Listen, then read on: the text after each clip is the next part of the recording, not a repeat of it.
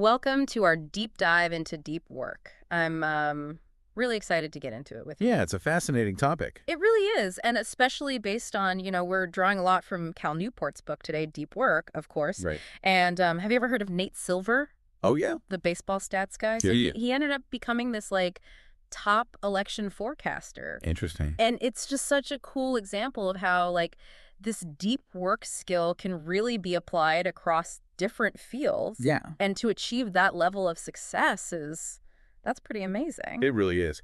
And it's funny you say that. It's not just these isolated cases like Nate Silver. We're in the midst of what economists are calling a great restructuring, Okay. where technology, particularly AI, is changing the very fabric of how we work. Is that something to be worried about, this great restructuring? It's not necessarily about being worried, it's about adapting. Yeah. And I think those who can cultivate deep work skills will have a significant advantage in this new landscape. And why is that? Well, because deep work is inherently human. It's about those who can work with AI, those who become the superstars in their field by producing work that can't be replicated by algorithms, Yeah. and also those who can leverage that ability to attract capital. So it really is like a mental muscle, You have to train it or it's not going to be there when you need it. Exactly. There was that great part in Newport's book about how Orthodox Jews train for deep thinking through the study of the Talmud. Right. And they start as young as 5th grade. They're like, think about that. They're training for deep thinking like Yeah. it's a sport. And what I think is so remarkable is that this ancient practice actually aligns with modern scientific research. Deep work leverages how our brains are wired. It taps into those neural pathways that lead to greater satisfaction. Mhm. It's about working with our brains, not against them. And it goes even a step further than that, right? Because Yeah. there's all this research on flow states. Well- Those moments where you're totally absorbed in what you're doing? And it turns out those come up a lot more often when we're in deep work. Exactly. And flow states are linked to happiness, too. For sure. Yeah. So it's there's a double benefit for us to unlock here. Absolutely. Increased productivity and happiness. Sign me up. Right. Yeah, and what's so fascinating is that in our hyper-connected world, deep work is becoming both rarer and more valuable.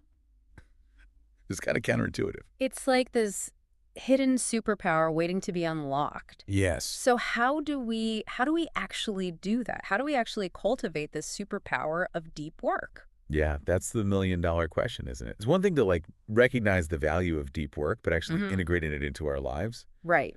That's where the rubber meets the road. Totally. And that's where I think Cal Newport's concept of the eudaimonia machine comes in. The eudaimonia machine. Okay, now that sounds like something out of a science fiction novel. Right. Sounds like some crazy contraption. But it's actually a thought experiment. It's a description of a building that's designed specifically for deep work. Okay.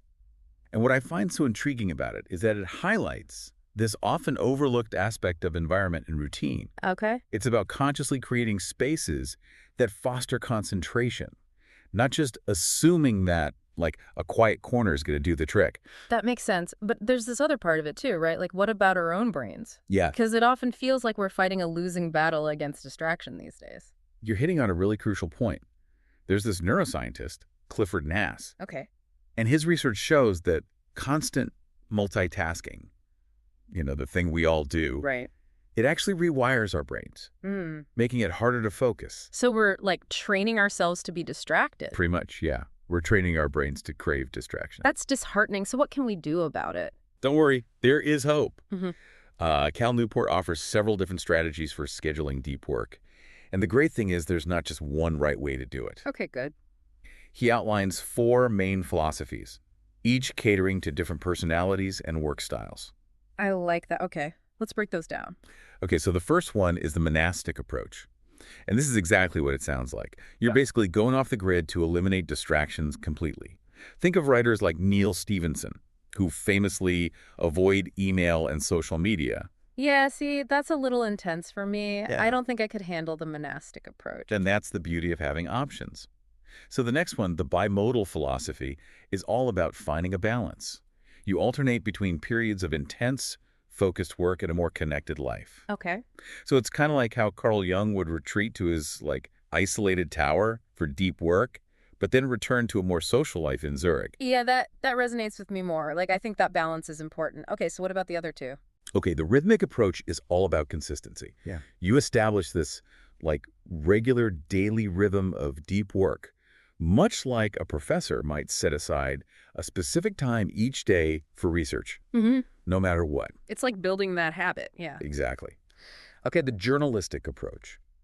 And this is about, seizing those moments for deep work whenever you can, even if it's just for short bursts of time. Hmm. Think about someone like Walter Isaacson. He wrote a 900-page biography, but it was in those in-between moments of his life. Wow. It really highlights that it's not just about the quantity of time that you have. Yes. It's about how you choose to use it. Absolutely. And it kind of circles back to something we were talking about earlier, being intentional about fighting distractions. Right. It's about making deliberate choices about the tools that we use Yeah. and how we use them. And Cal Newport uses this great analogy of a farmer and his tools. It's so simple, but it's powerful. Mm. He talks about how the farmer carefully considers each tool, thinking about whether it truly serves his goals, helps him be more effective. Mhm. Just because a tool exists, and let's face it, we have a lot of digital tools at our fingertips these days. Right. It doesn't mean we have to use it or let it control us. It's a good reminder that we have the power to choose. Yes. Choosing our tools, choosing how we engage with technology, even just choosing how we structure our days. Right. It's about taking back control. So this has been great and everything, but there's still this part of me, maybe it's just me, that thinks, okay, deep work sounds kind of intense. Does that mean I'm just going to be working more hours overall? That's a really common misconception, actually. Okay. Deep work, while it does require that focused energy, it doesn't necessarily mean adding more hours to your workday. Okay. In fact, it can actually make you more productive in the hours you do work. I like the sound of that. Tell me more. So remember how we were talking about choosing your tools and being intentional? It's that same idea with your time. Okay. And Cal Newport talks about this thing called fixed schedule productivity. And I think it's kind of a game changer. Fixed schedule productivity. See, now you're just using big words to make me feel like I should be taking notes here. It's actually surprisingly straightforward.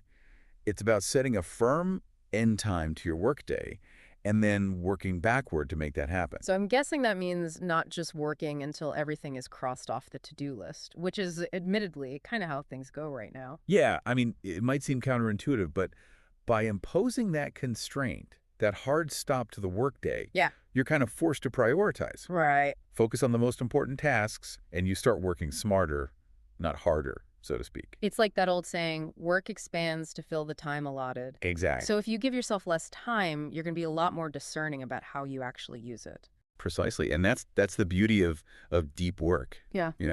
It's about quality over quantity. And in the end, it allows you to accomplish, I think, more in less time. Mm. You're not just going through the motions. You're truly present. You're engaged with the work that matters. This has been such a great conversation. And if you had to leave our listener with just like one final super actionable thought, something they could start doing, today, what would it be?